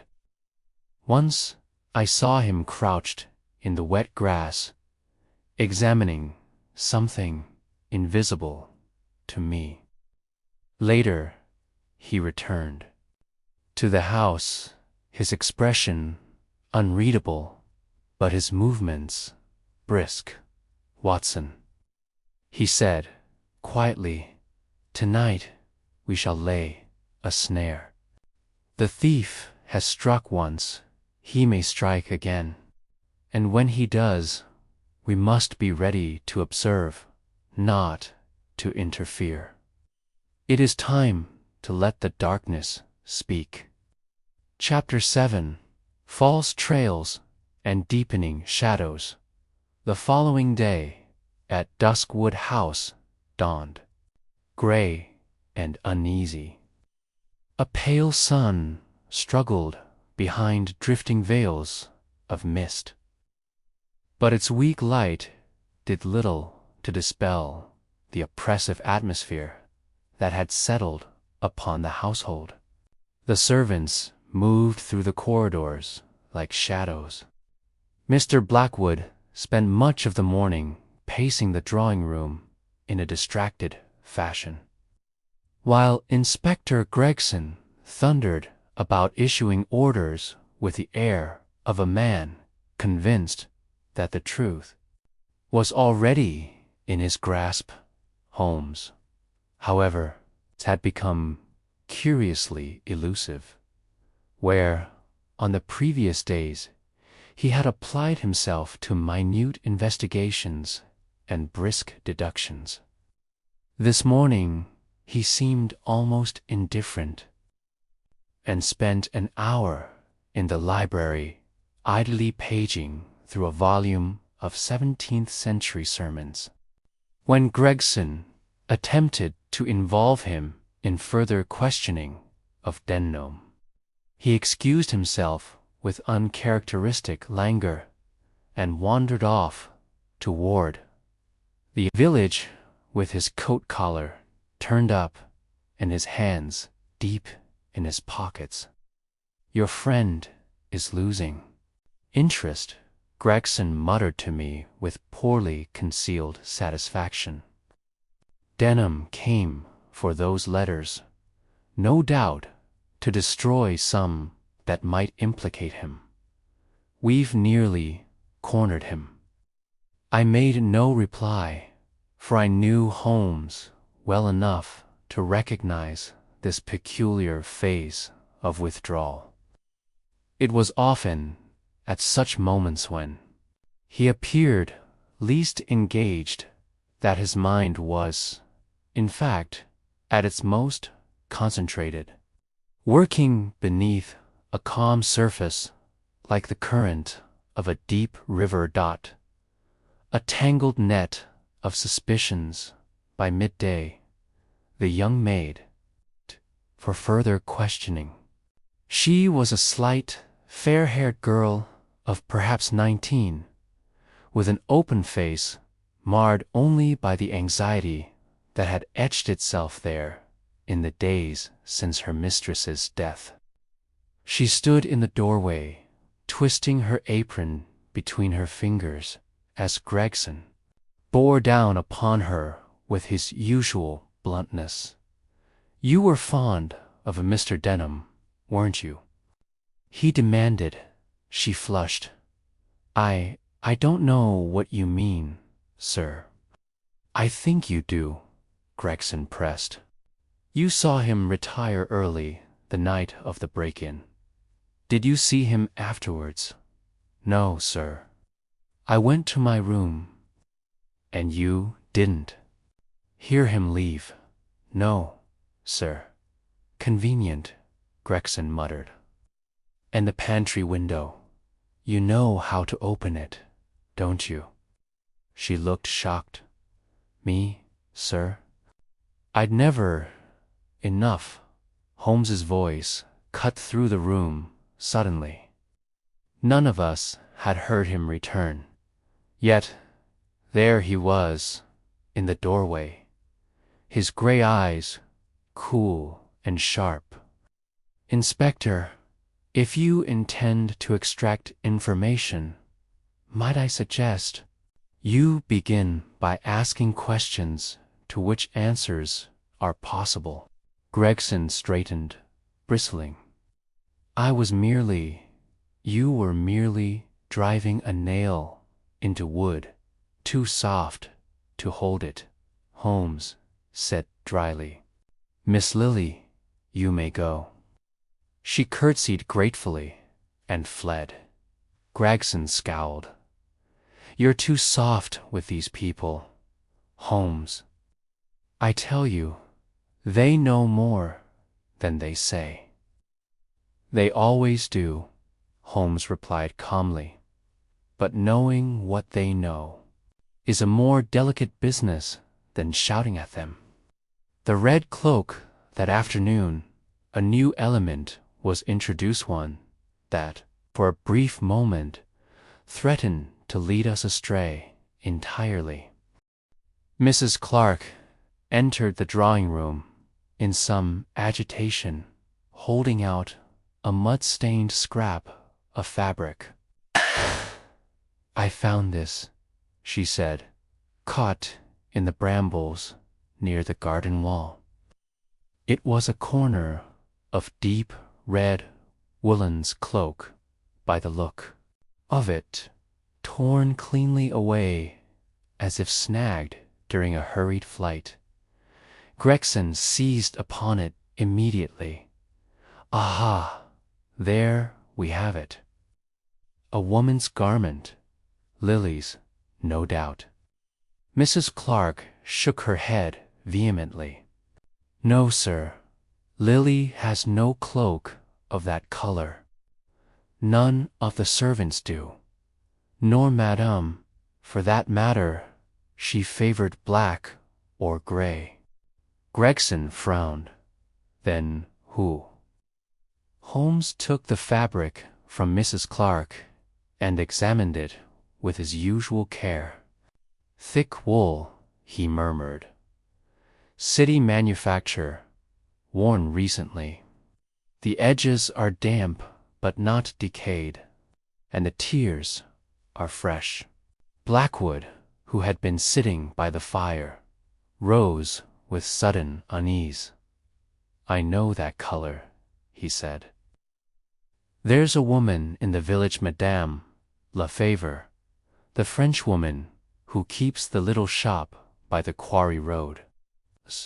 She wears a cloak like that, bright as blood. She's something of a local curiosity." Gregson's eyes lit with fresh zeal. "Then it's simple. She came here to meet someone Denham, perhaps caught near the wall, fled when discovered." Holmes folded the fabric slowly. "Simple, yes," he said softly. "Almost too simple." Nevertheless, Gregson wasted no time. Within the hour, he had sent 2 constables to fetch Madame Lefevre for questioning. She arrived at the house that evening, a small, dark-eyed woman with a manner both spirited and wary. She insisted she had never set foot on the Duskwood grounds, though she admitted her cloak had gone missing from the shop 2 days earlier, stolen. Holmes asked, "Oui, monsieur. I thought it was some village child, but perhaps not." Gregson treated her denial with obvious disbelief, but Holmes, curiously, seemed to accept it without much debate. He merely inclined his head, thanked her for her time, and dismissed her as she departed. Gregson threw up his hands. "You're letting the one real lead slip through your fingers." "My dear Gregson," Holmes replied with mild impatience, "if criminals consistently left behind scraps of their own clothing at the precise place where they had committed a crime, Scotland Yard would be out of employment." Holmes's odd behavior was that night, however, that Holmes's behavior became truly peculiar. After supper, he disappeared without explanation. When I went in search of him, I found him in the corridor outside Mrs. Whiteley's room, motionless, in darkness, his ear pressed against the paneling near the hidden cavity where he had discovered the wooden device days earlier. He raised a hand for silence as I approached. For nearly a minute he remained still as a statue. Then he stepped back, struck a match, and examined the wall closely. His expression was unreadable. "What is it, Holmes?" "Ach." He gave me one of his rare, inscrutable smiles. "Nothing. Or perhaps something. I shall know soon enough." He then instructed me, quite out of the blue, to retire for the night, and observe nothing, report nothing, and expect less than nothing until morning. When I protested, he merely tapped his finger against his temple and said, "Patience, Watson. Even the best trap is ruined by footsteps in the grass." I obeyed, but uneasily. I could hear him moving about in the house long after midnight footsteps. In the corridor, the faint creak of the pantry door, a window opening somewhere in the distance. It was as though he were setting the stage for some invisible drama in which I was not yet permitted a part. Misdirection in full bloom The following morning brought confusion. Gregson had arrested Madame Lefavre during the night, convinced she was in league with Denham. Denham, in turn, had spent the morning loudly proclaiming his innocence and accusing the inspector of a personal vendetta. Mrs. Clark swore the pantry had been disturbed again, though no tangible evidence was found. Lily had been found weeping in the scullery, terrified of being implicated. Blackwood was beside himself with frustration. In short, suspicion had flowered wildly in every direction, choking reason like ivy. Holmes, meanwhile, seemed to drift above it all. He listened to Gregson's theories with half an ear, dismissed Denham's tantrums with a raised eyebrow, and refused to say a single word about his nocturnal activities. He spent the afternoon in the library, tracing something upon a sheet of paper map of the house. I realized later marking points upon it with a pencil. "You're letting the inspector chase phantoms," I said when I found him there, alone. "I am not letting him," Holmes replied evenly. "He is doing so of his own accord. And while he dances upon the stage, the true performer works behind the curtain." "You have something," I said. "I can tell." He gave me a faint smile. "Watson, my dear fellow, if I have something, I must keep it until it is ready to be shown. Do you remember the letter? Tonight, at the lake. Bring the key. Alone, of course. Then ask yourself," he said softly, "who knew of that meeting besides the intended recipient? Why someone would wish us to follow a woman in a red cloak rather than that line of inquiry."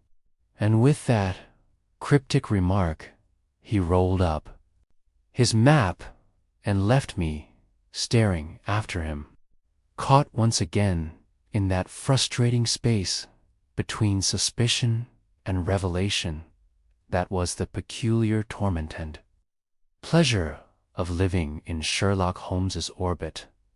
The shadow by the lake that evening, as dusk settled over the EUs, I happened to look out of the upstairs corridor window toward the lake. There, in a fading light, I saw a lone figure standing by the reeds atoll, still silhouette, watching the water. For a moment, I thought it was Holmes, but the figure turned and vanished into the trees before I could call out. Later, when I told Holmes what I had seen, his eyes flashed briefly, almost imperceptibly.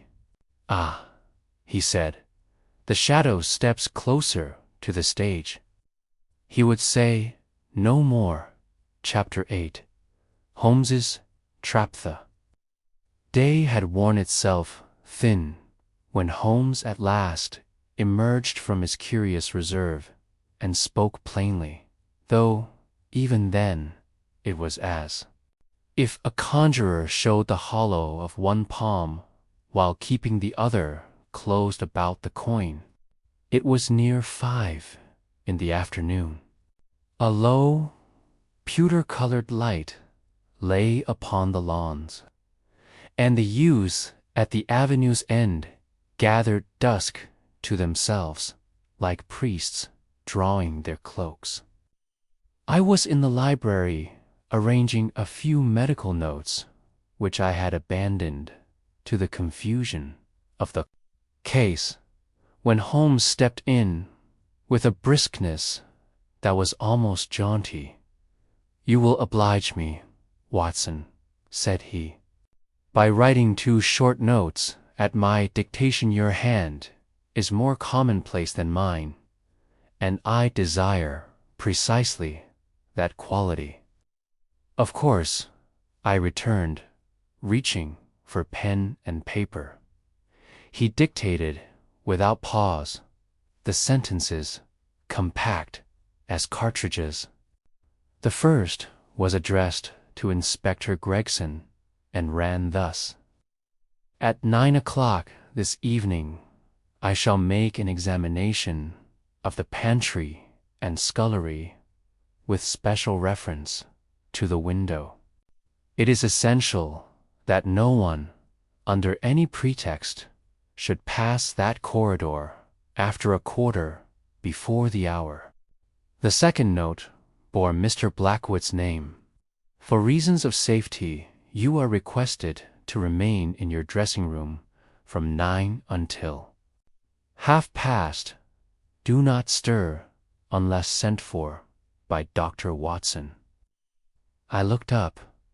"You intend to search alone?" He smiled. "Not alone, my dear fellow. You will be everywhere I require you to be, which is to say, both nowhere and somewhere at once. Presently I shall draw a little map for you." He folded the note and sealed them with a speed that argued previous rehearsal. Then, from his breast pocket, he produced a square of thin tracing paper on which the outline of Duskwood House was penciled with corridors, windows, and certain points marked by neat crosses. He spread it upon the table and placed his long finger upon a point near the pantry. "First," said he, "you will station yourself here at 5 minutes to the hour, on the bend of the passage, out of sight of the pantry door. You will carry neither lantern nor candle. Your eyes will suffice once adjusted. If you should hear 2 low taps upon the wainscot behind you, step forward and cough. Should you hear 3, remain absolutely still. 2 taps advance. 3 hold fast," I repeated. "Good. Next, this closet." He indicated a small square across from the pantry. "I have secured in it a lantern already shaded, and a packet of cotton wool dampened with lamp black. If I should signal you by a single tap, you will bring both items and wait at the kitchen threshold. You may also find there a length of white thread, a little chalk, and a folded sheet of rice paper. They are ridiculously simple instruments, but simplicity is a sovereign's face in this trade." "Very good," I said, "but to what end?" "The end," he answered coolly, "that we may separate by visible lines those who appear to move from those who must move." He did not linger to gratify my curiosity. Within the hour he had departed for the village under the aspect of a country workman, such as I had known only in his more playful moods of disguise. He had arrayed himself in stained corduroys, a frayed jacket, and a round felt hat which lent his gaunt figure an air of rustic awkwardness that would have deceived a brother. The transformation was so complete that, had I met him upon a hedgerow, I should have offered him a shilling and trusted him to wheel a barrow, "Where are you bound?" I asked. "To the Bell and Whistle, and a neighbor of its chimney," he returned, pushing a soot smudge upon his cheek with theatrical relish. "There are ears there that do not belong to heads we have counted, and a tongue or two that wag in step with a locksmith's wheel. Do not expect me until dusk. And Watson, permit Gregson to think me idle if he insists. Contentment is part of the scene setting." He swung away with a lightness that belied his height, and I was left to play the patient understudy. The hours that followed had for me that leaden quality familiar to all who have a sat on the edge of action, but not been admitted to its center. I delivered the notes as requested. Gregson read this with a grunt and a touch of offended pride. He does not relish being stage-managed, yet he consented, grumbling that he had other lines to follow. Blackwood, for his part, accepted my warning with a strained courtesy. Anxiety had chiseled his features so fine that it hurt me to look upon them. Of Denham I saw nothing. The constable had him under loose surveillance. That was perhaps more for the public's reassurance than for any real effect. Twilight sifted through the house. Lamps were lit. The rain, which had held off all afternoon, returned in a whisper of threads. At 9:15, I took my place as directed in the passages. Angle, the boards were cool beneath my boots. The paneled wall against my shoulder gave back the faintest resonance of the house's inward noises, the shift of a hinge, the far slow tick of a clock, the indecipherable murmur that old buildings acquire like the breath of memory. I had stood there for some minutes long enough for the darkness to resolve into its separate grays when there came the softest click from ahead, as if a latch was considered and replaced. I held still. A second, more breath-like sound followed, the faint pass of air where it ought not to pass. Then, from behind me, 2 delicate taps upon the wainscot. I stepped forward and coughed. Holmes, who must have moved like a shadow behind the neighboring door, appeared for the briefest instant in profile, no longer the rustic workman, but himself, once more, all edges and intent. He lifted one hand, palm downward, low. I crouched. He pointed me to the kitchen threshold, then vanished to the pantry as noiselessly as water through reeds. I stole my post. The door to the pantry stood half open, its interior a square of deeper black.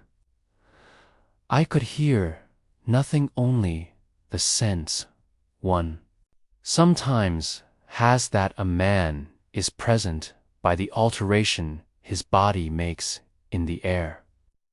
Presently there came a feather touch upon my sleeve. Holmes, at my side again, breathed one word he saves for very rare occasions. Now, we moved with a practiced economy. He took from the closet the shaded lantern, the cotton wool thread, chalk, and rice paper. At a gesture, I knelt and drew the white thread taut across the pantry threshold at ankle height, fixed it at either jam with the smallest pinch of wax, then dusted it with the lamp black so that the least disturbance would smear an unmistakable kiss upon the cloth of any trouser leg that crossed it. Holmes, meanwhile, laid the sheet of rice paper over a small, innocuous puddle on the stone near the scullery drain and breathed upon it to help it cling. A footfall would break and crease it invisibly to the eye, but fatally to the touch. With the chalk he touched to ovals upon the flagstone beyond mere whispers of mark, where the heel must fall if a man were walking from the pantry toward the yard. Crude measures, he murmured. But the truth often prefers crude attire. He extinguished the lantern, and we withdrew into our shadows. The house had the strange silence of a patient waiting upon the surgeon's knife. I thought of the poor lady who had fallen in her chamber, of the blue ribbon that tied a secret to its own theft, of a letter's ghost that whispered, "Tonight at the lake." The minutes lengthened 10, 15, 20. My knee ached where it touched the floorboard. A draft crept along the skirting.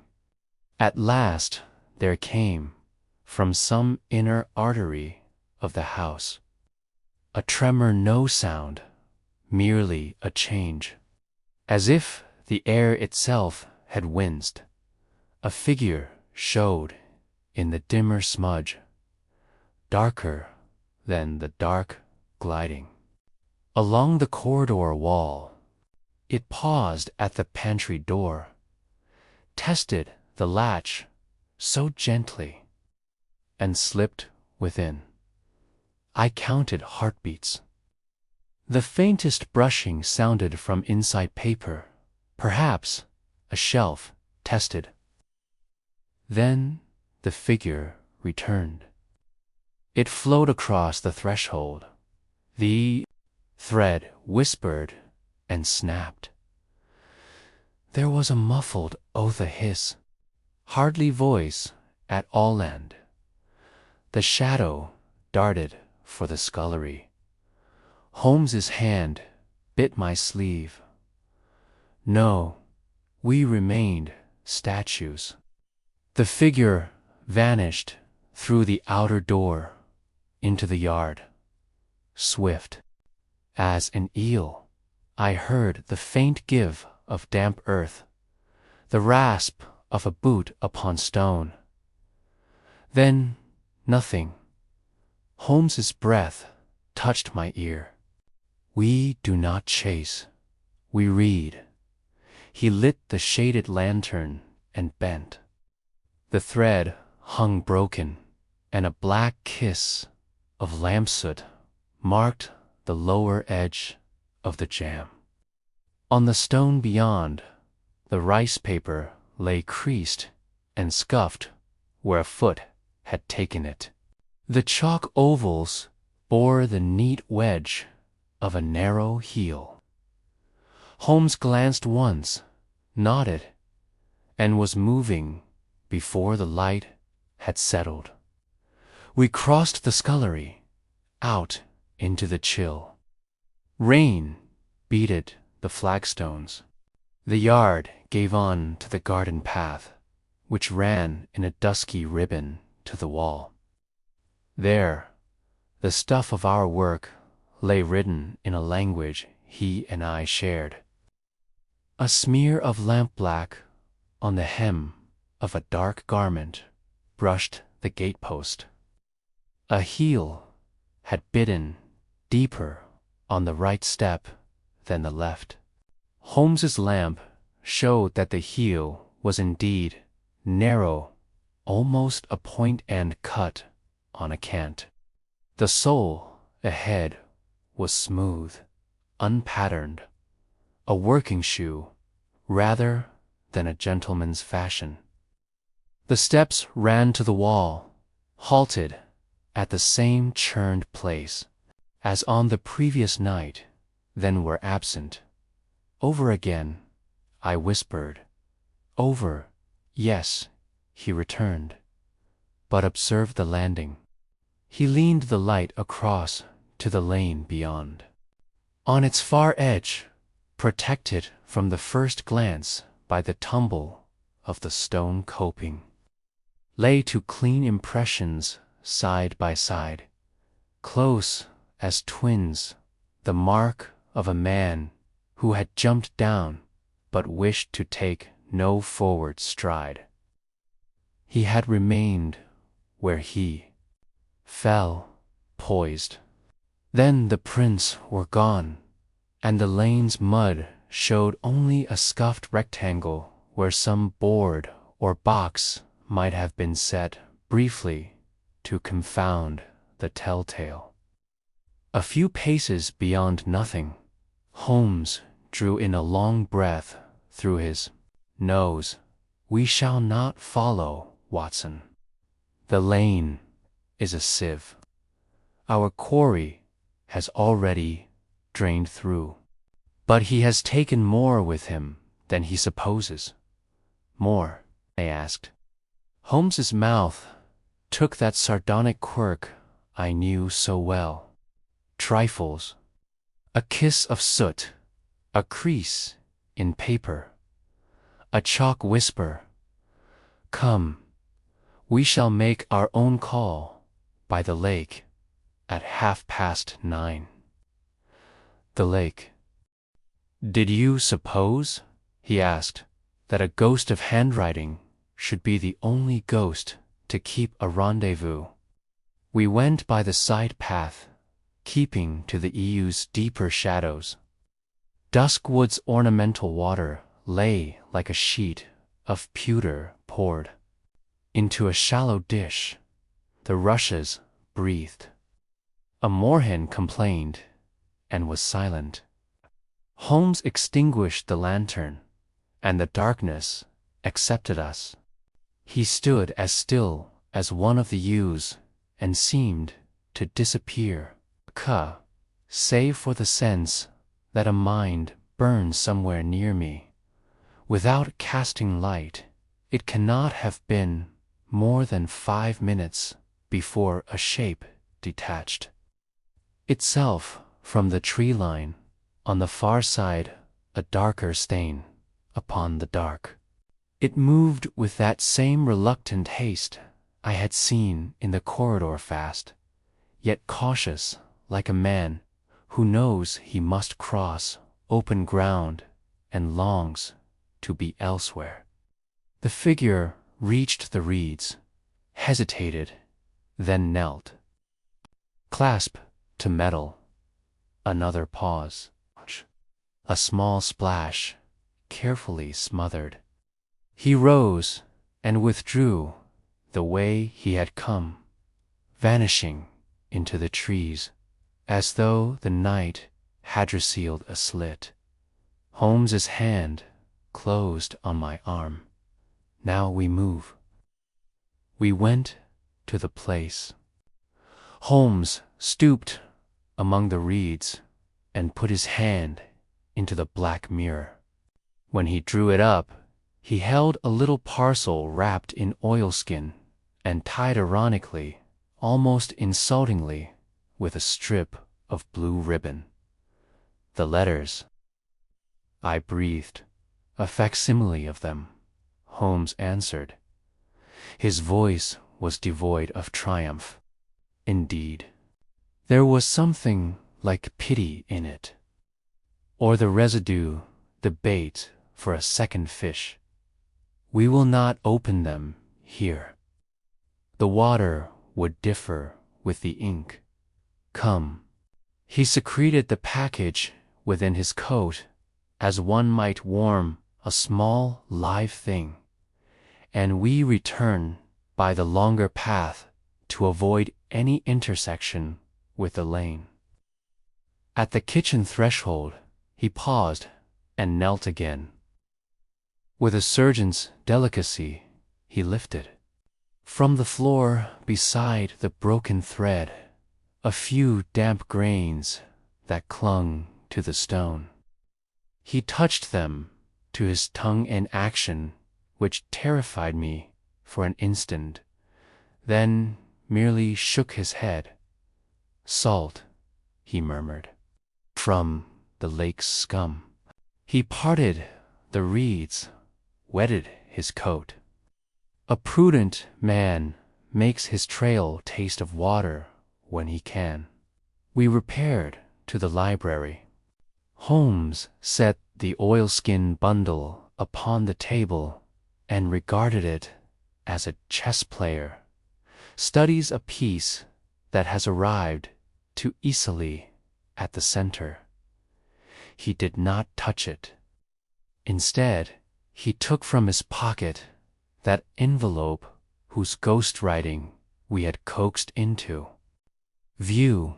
For a moment, he held both the message's shadow and the message's supposed body balanced in either hand.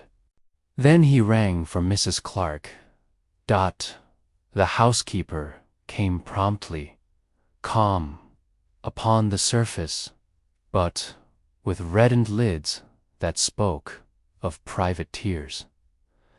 "Mrs. Clark," said Holmes gently, "if I asked you to name the one person in this house who knew as certainly as you where Madame kept both her pantry tins and her most private papers, whom would you name?" She looked bewildered, even wounded. "Sir, no one." I kept her counsel. "Forgive me," Holmes returned with real kindness. "It is not a trap for you. It is a net I am throwing in full sight of the fish. Please send Lily to me." The girl came white-faced and fearful. Holmes's manner altered at once.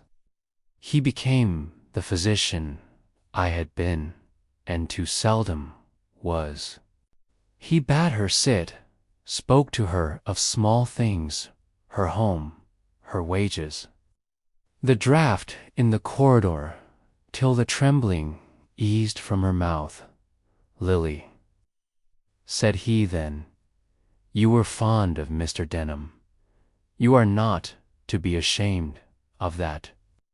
But you must understand that you are used by someone who is not fond of you.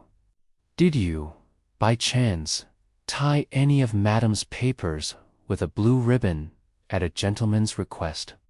She stared at him as if a candle had flared in a dark room. Her lips parted. No sound came. Then tears rose and spilled over. She shook her head wildly as if to deny the question itself, and fled before either Mrs. Clark or I could move. Holmes watched the door close behind her and sighed a sound I had heard after battles, not victories. "Unkind, perhaps," he said, softly, "but necessary. She is not our author, Watson, merely a pen in another's hand." He turned to me with sudden briskness. "You will sit with Mr. Blackwood for the next hour. Keep him in his room, if you can. I must step out once more before the house sleeps. When I return, the board will be ready for the last arrangement of pieces." "Holmes," I burst out, my patience finally at its limit. You speak as if every point were fixed in your mind, yet you keep me as ignorant as Gregson. Was it the same hand that killed Mrs. Whiteley who came tonight? What of the contrivance? In the wall, the bitter almond by the water, the narrow heel. You cannot expect me. He placed a hand upon my shoulder, and there was warmth in the pressure. My dear, loyal Watson, said he, if I expected less of you, I should tell you more. It is because I rely upon your steadiness that I must keep your imagination from running where my certainty has not yet arrived. Give me until morning. After that, I shall break my fast upon plain truth. He was gone before I could marshal another protest, a long shadow sliding from the room and dissolving into the longer shadows of the hall. I obeyed him, as I always did. I sat with Edward Blackwood and spoke of indifferent things, while his eyes searched mine for hints I could not give. Somewhere below, the pantry held its small signatures of chalk and paper. Outside, the lake lay tasting its own rain, and farther off, still weather in the village's low laughter or the quarry's damp silent sigh. Fancied I could hear the quiet turning of a wheel by which a key is cut, and with it a life.